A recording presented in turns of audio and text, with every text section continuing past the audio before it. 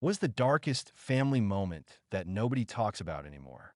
There's a moment in my family's past that nobody talks about, not even in whispers. It was never officially confirmed. No one was arrested, and no one ever confessed.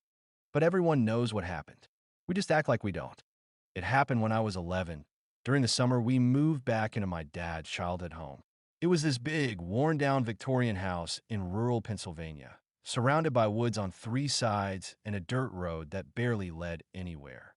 The kind of place that looked beautiful in the fall, but gave you this tight, cold feeling in your stomach all the time. The house had been in our family for generations, passed down and patched up over and over.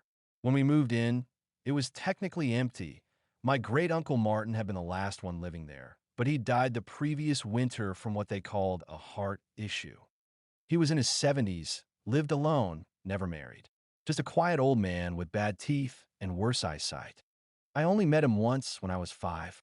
He gave me a plastic army man with a missing leg and said, he still fights. That was about the extent of our relationship. Anyway, after Uncle Martin died, my dad inherited the house. We moved in that June. Almost immediately, strange things started happening. Not supernatural stuff, but weird human things. Like there was a locked door in the basement we weren't allowed to open. My dad put a new padlock on it and told us it was just a crawl space that was unsafe. But even as a kid, I could tell he was lying. He said it too quickly, too confidently. My mom didn't even look at us when he said it. Then there was the smell. The whole basement had this old, metallic scent like rust and damp wood. But near the locked door, it was worse. Sharper, like old meat and bleach. One night, maybe a month after we moved in, I went downstairs for laundry and heard something behind that door.